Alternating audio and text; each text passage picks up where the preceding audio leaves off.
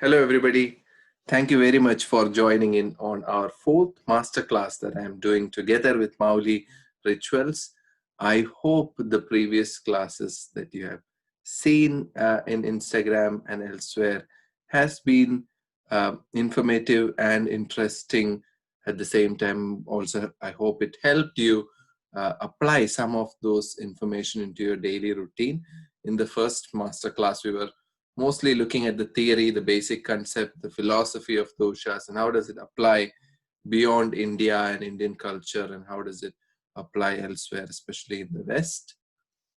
In the second class, we were looking mostly into diet and how to understand Ayurvedic cuisine uh, a bit more than Indian cuisine. How is it different from it? How do we implement elements of Ayurveda into any cuisine, in fact? And we were also talking in the third masterclass about application of Ayurveda in health issues, especially through home remedies and remedies for simple illnesses that we go through, and if we take care of it in the initial stage, might prevent more serious health issues in the future. So those were the three classes we've done till now. If you have missed any of those, I would kindly request you to um, go back to the IGTV channel by Mauli Ritual and view them. It will be actually a good continuation to come back to this after you listen to the first three.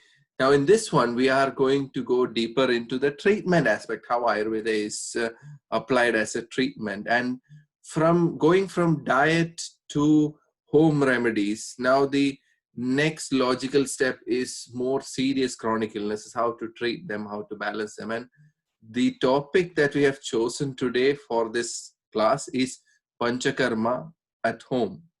Now, Panchakarma, some of you might have heard, it's the basic, um, in fact, the most advanced method of cleansing applied in Ayurveda. So we will try and understand what does it mean by Panchakarma, and we will try to also see how we can apply the philosophy, at least not a full-fledged cleansing treatment at home, but the philosophy at home itself. So let's start with what is Panchakarma.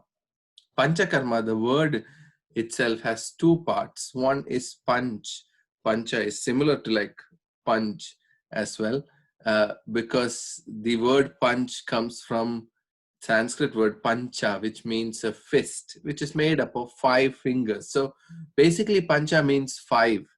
5 different methods of cleansing utilized in Ayurveda is basically panchakarma. Karma means any procedure. So 5 procedures aimed at cleansing is mainly understood as panchakarma. And panchakarma is like broadly misunderstood as kind of packages which most people actually go to for like 14 days, 10 days, 21 days. But panchakarma is not restricted to 7 days or 5 days or 21 days. It's more like a concept and philosophy, and it's based on understanding that the level of toxins accumulated in the body and where it is manifested would demand different methods of cleansing at different stages of a disease. So this is based on manifestation, based on the person's body type, imbalances, what sort of cleansing is required can be different.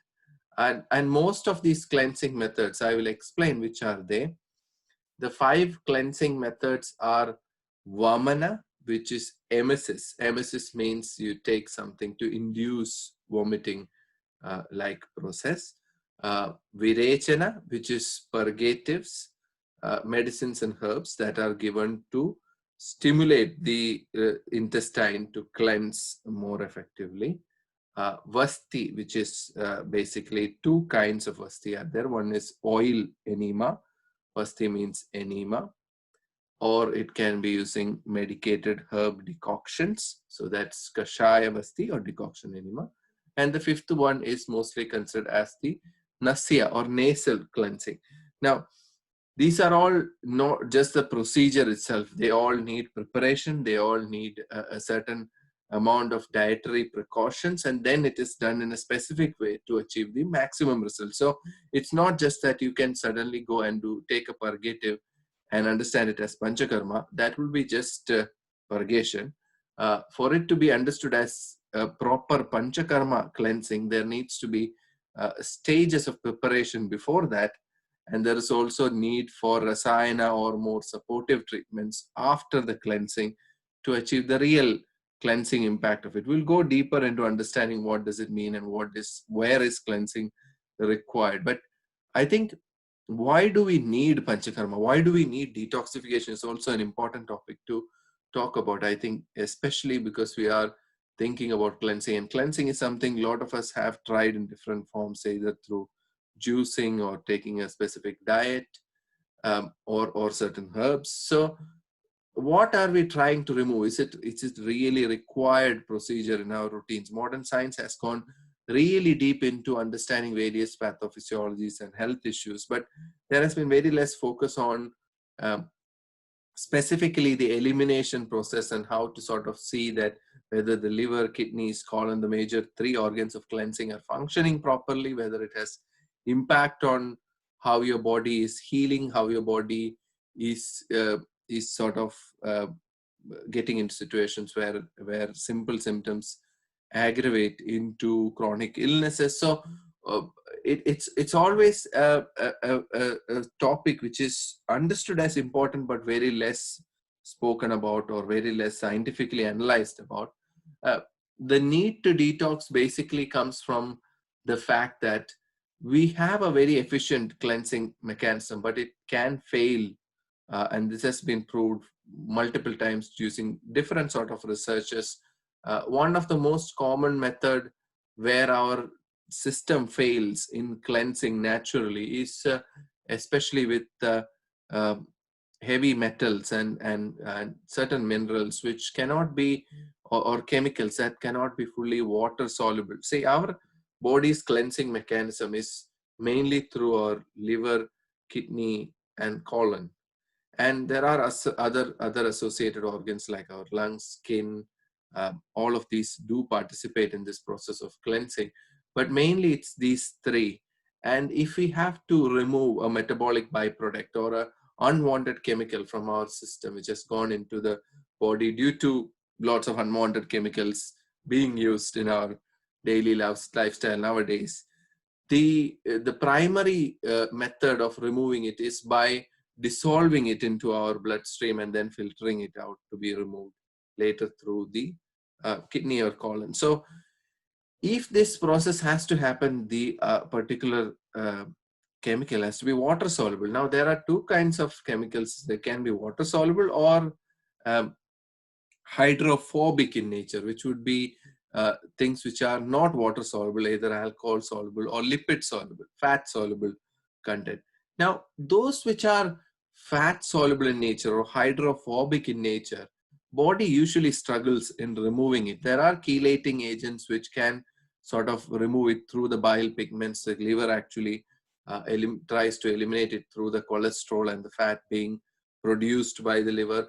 But sometimes it struggles, and then the metabolic pathway will lead it to, especially if the metabolism is slow and sluggish and the body is accumulating fat, along with the adipose tissue or the fat tissue accumulated, there will be some of these unwanted chemicals also accumulating in the system. And it's a well-known process, like for example, if you've heard of DDT, it's a banned pesticide which used to be used quite commonly a few decades ago, and the only way it came out of the body once it gets into the system is through breast milk. And that's how it got noticed that breastfed children started having health issues, or there was malformation, maldevelopment issues, and then it was banned completely. It's because fat is mainly secreted through the mother's milk, especially in the initial few weeks. It will be more fat content, and the presence of DDT was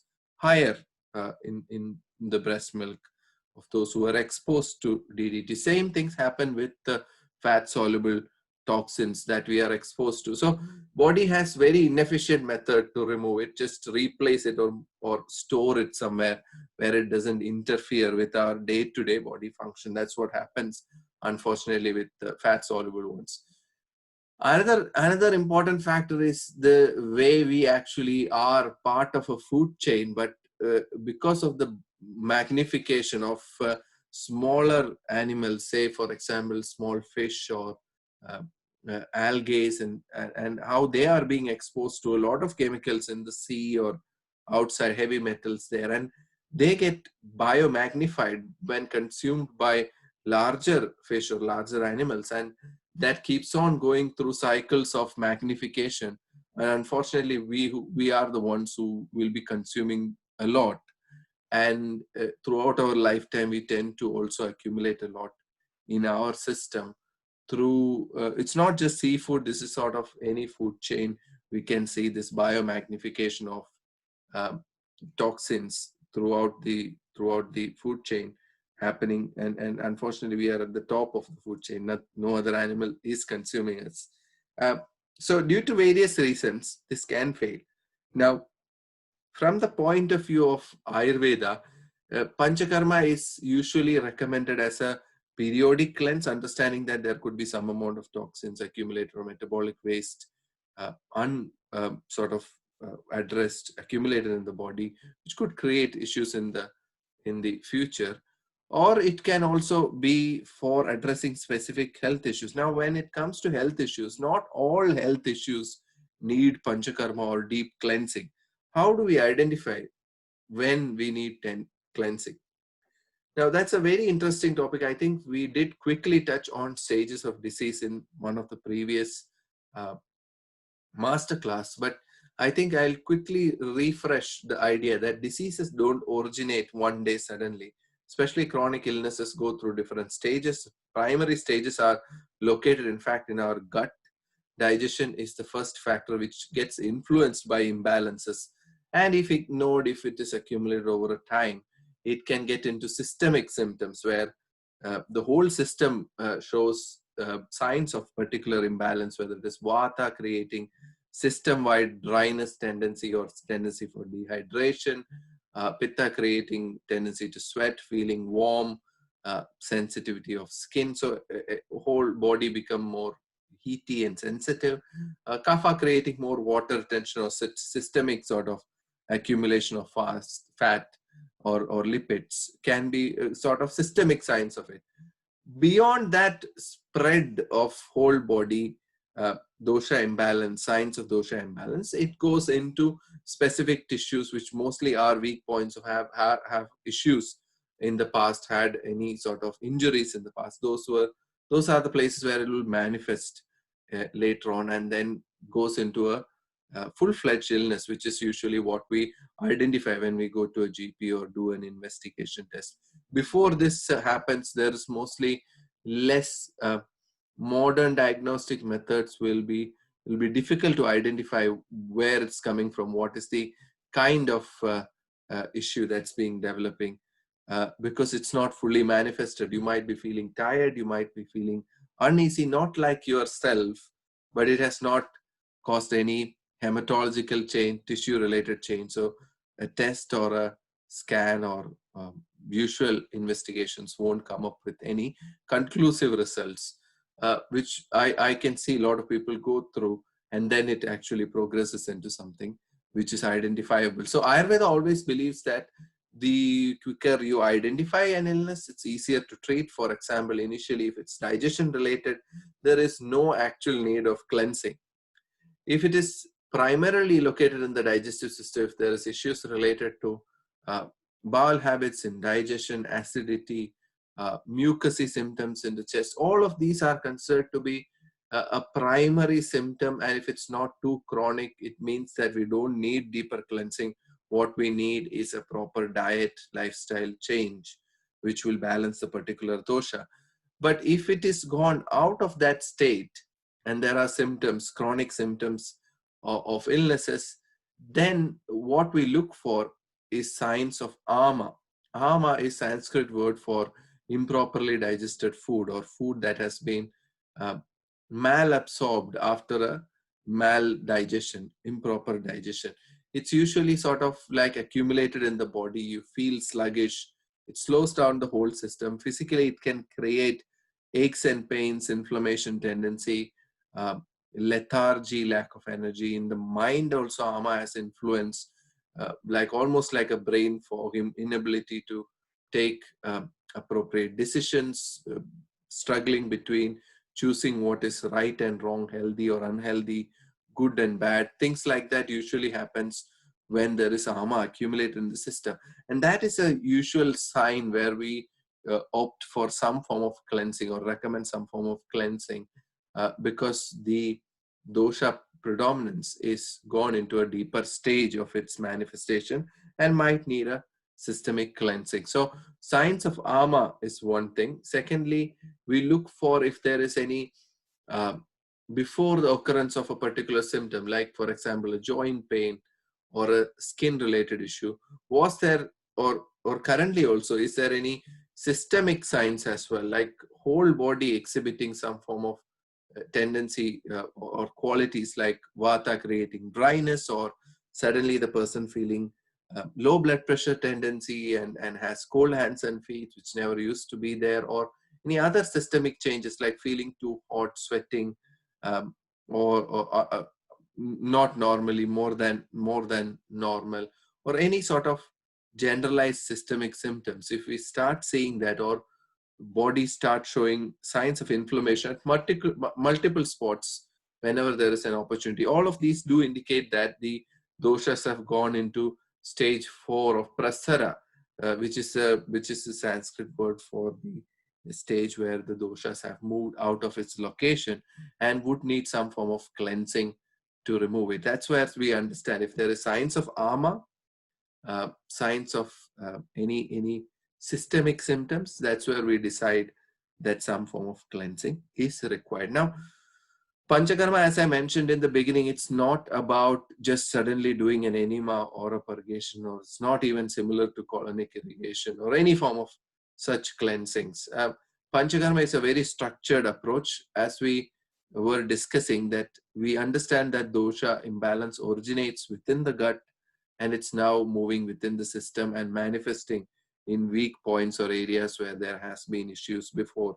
So if that's happening, what we need to do is to dislodge the doshas and sort of manipulate and mobilize these doshas to start moving into the system, not allowing it to deposit into the body or manifest into illness, and then in a way bring it back to the andakoshta, or the main channel of our elimination, and then eliminate it completely through enhancing one of those organs or more than one of those, uh, by using one of the panchakarma methods. So it's not just doing a purgation, it will be preparation phase. Primarily there will be, uh, depending on the type of treatment or the kind of symptoms we are addressing, it can last from any 3 days to a maximum of 7 to 10 days, to 10 days, the preparation phase. The cleansing phase can also be different. It can be just one virechana, or it can be a series of enemas that can last for like 11 days or 13 days, 15 days, depending on what we are actually addressing, what kind of issue and the chronicity of the symptoms.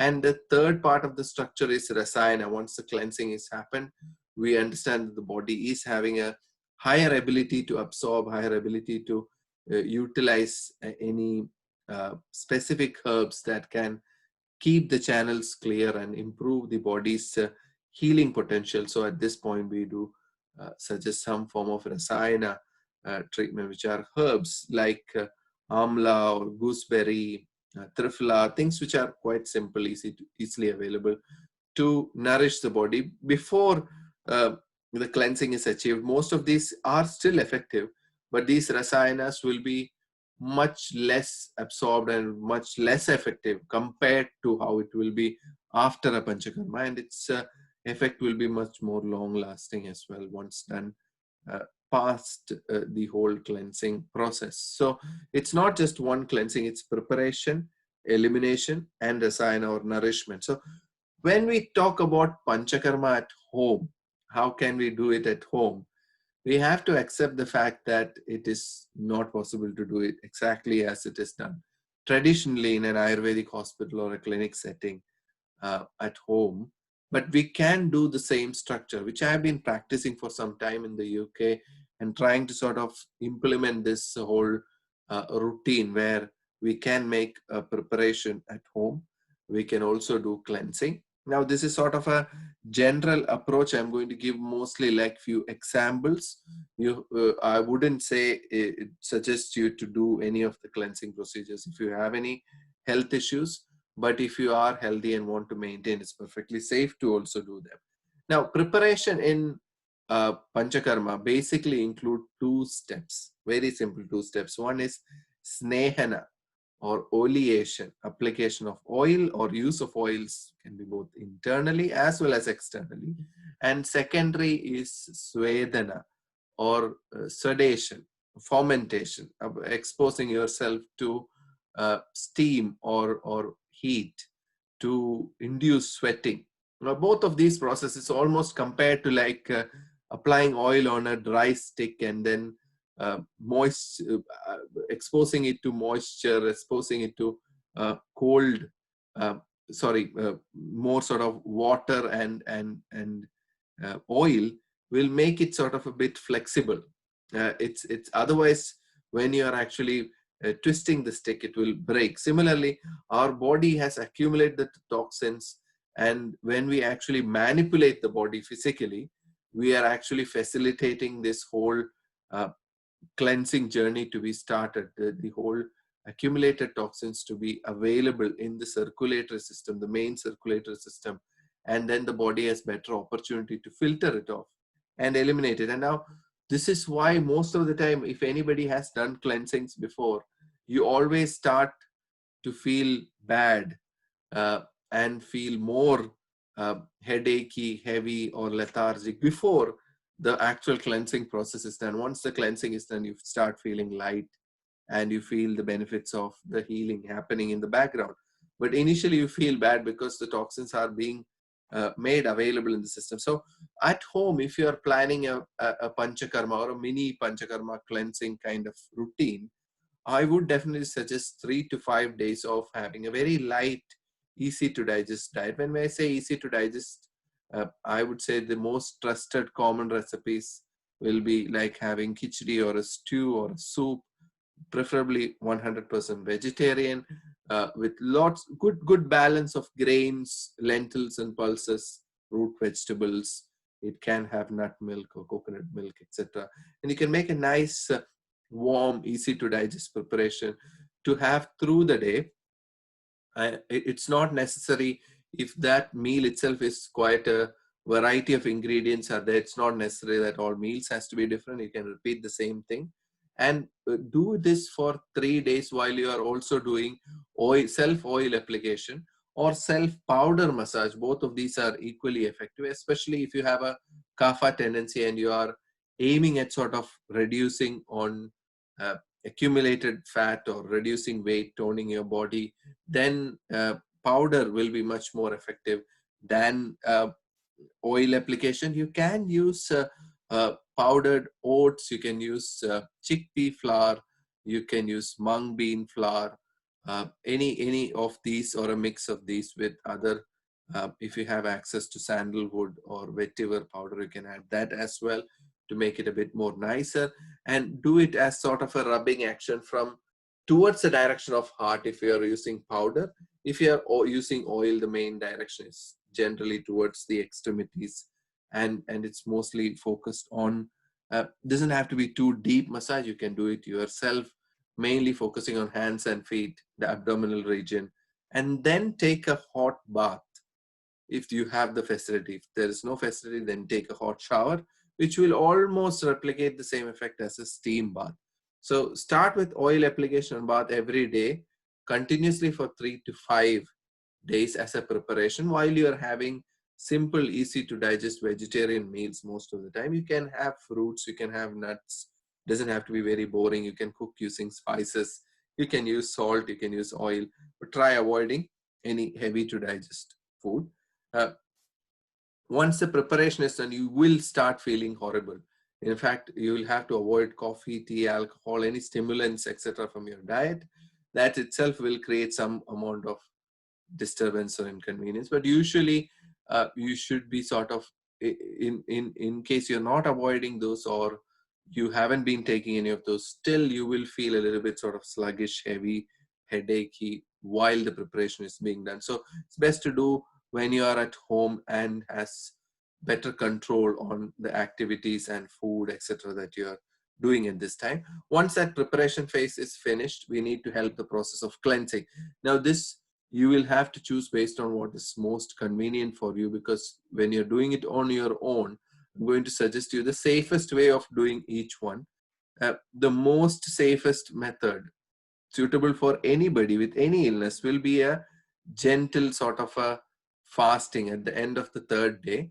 You will be having the first 3 days, even though it's simple meals, there are still um, grains in it. So try and go off grains for one day, which will be a kind of fasting. It would not initiate a cleansing straight away, but if you are focusing more on a lentil based meal, with like lentil soups, lots of fruits and vegetables, because of the fiber content and the presence of different alkaloids in vegetables and lentils, that itself will initiate some form of a gentle colonic cleanse. So that's the most safest, suitable for anybody. You're not doing anything calorie deficit to create calorie deficit or create any other inconvenience. It can be repeated for more than one day, but I would normally suggest not to do it continuously for more than one day. Do it for one day, continue with the oil application, and do it another time in next 3 or 4 days. So every it can be repeated like 3 days of oil application, one day of grain-free diet, again 3 days of oil application, one day of grain-free diet, and can be repeated as long as you wish. It's perfectly safe to do, but I would recommend the effectiveness will reduce after 1 or 2 times if you're doing it.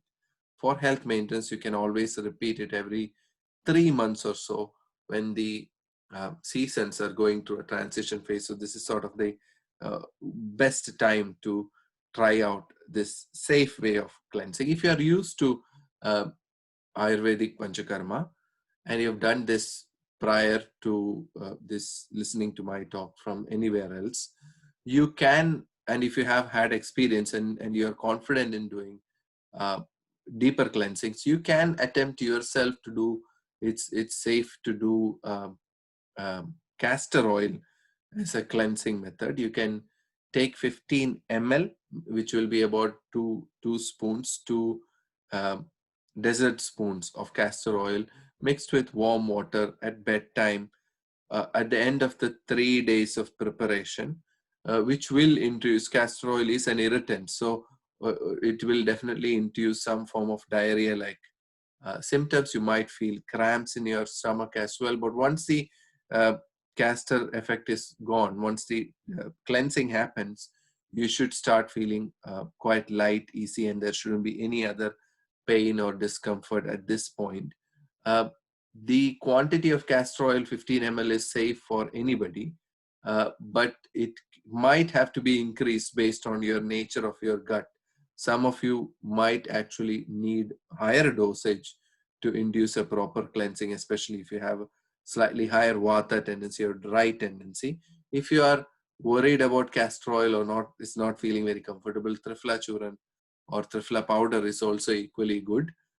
Again, the effectiveness will be depending on the nature of the gut. So start taking with just 2 teaspoons of Triphala with warm water on the fourth night at bedtime, or you could sort of start with a smaller dosage and keep taking it throughout while you're doing the preparation as well.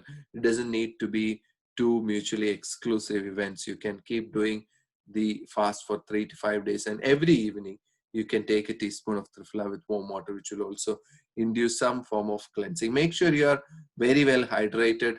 Keep in mind the purpose of this whole process is to uh, eliminate, and the ways which we eliminate is through the presence of water soluble toxins going out through our urination, sweating, etc., and the other ones being eliminated by the liver and colon through the intestines. And the bowel movement. So we are just enhancing this process, and how it works is by the effect of the whole preparation, the kind of diet we were following at that time, and then the cleansing is just making sure that body effectively deals with the toxin. Sometimes chronic illnesses might need this to be repeated multiple times, but in those cases I always recommend talking to a practitioner before attempting this.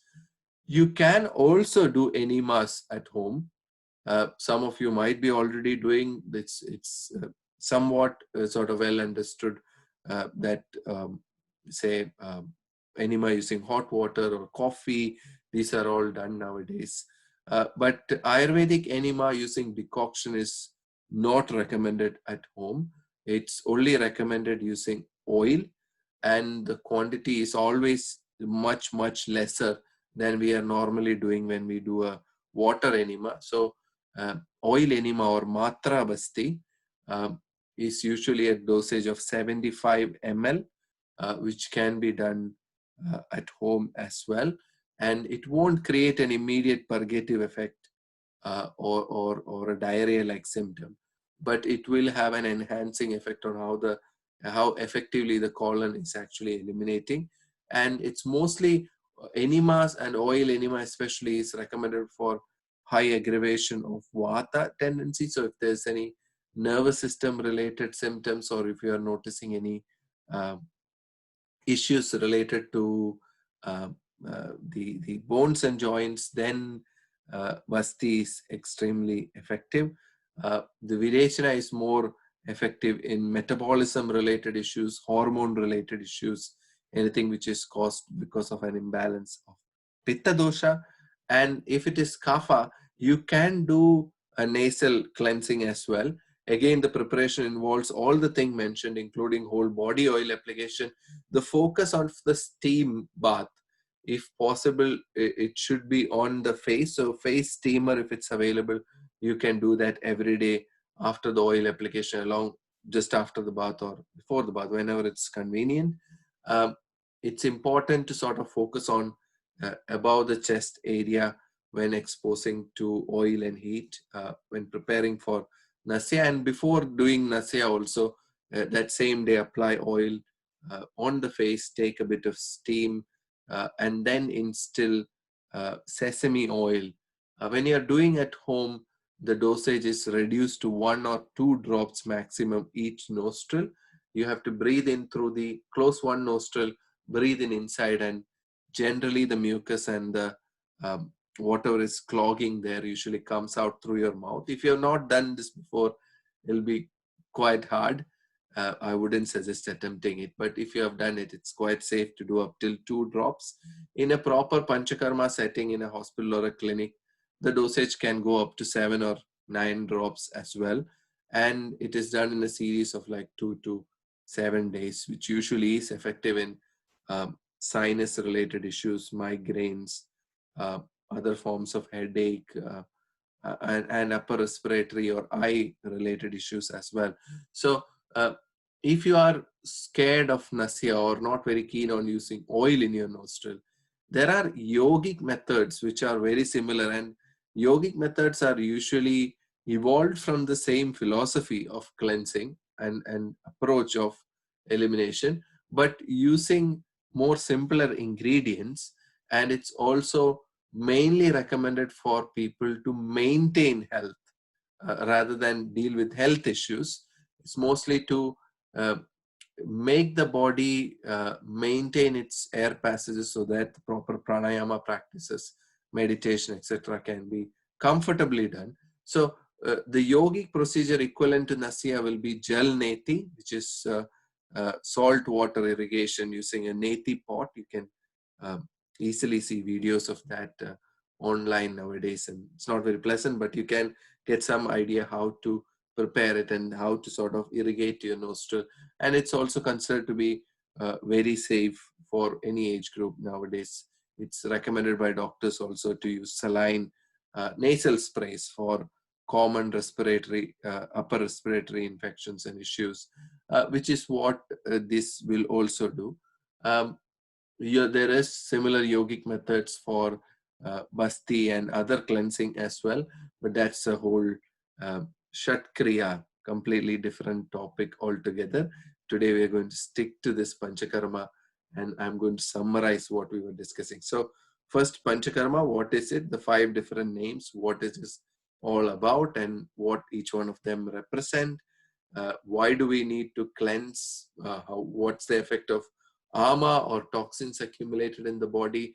What are the stages of illness where we start thinking about cleansing as a important part of the whole healing and recovery process? What does this cleansing process involve? Is it just the elimination? No, it also involves preparation. And what do we mean by preparation? It's more sort of mobilizing the toxin. So it involves giving the digestive system as much as rest as possible. So simpler diet, oil application, powder massage, 5 to 7 days. 3 days is also a good start if you're planning to do it for the first time, followed by some form of cleansing. In the simplest form, it can be fasting, it can be taking triphala in a certain dosage, or you can go up to using castor oil. If you're more advanced, have been doing this yourself before, you can also attempt to do oil enemas as well, which is considered to be perfectly safe to do along with nasal cleansing as well. So mostly talked about uh, cleansing methods and where we need it. I hope it was interesting. I hope I didn't scare anyone by saying all the cleansing procedures. If you have um, more curiosity from hearing what I was sharing, I am really happy, and I would sort of encourage you to read and research more about it. And if you are having any health issues, do take the help from a practitioner before attempting anything at home. Thank you very much for listening to my 4th masterclass. I hope to come back to you with some other topic another time. And thank you again to Anita, Annabelle, and everybody at Mauli Rituals for arranging it. Namaste.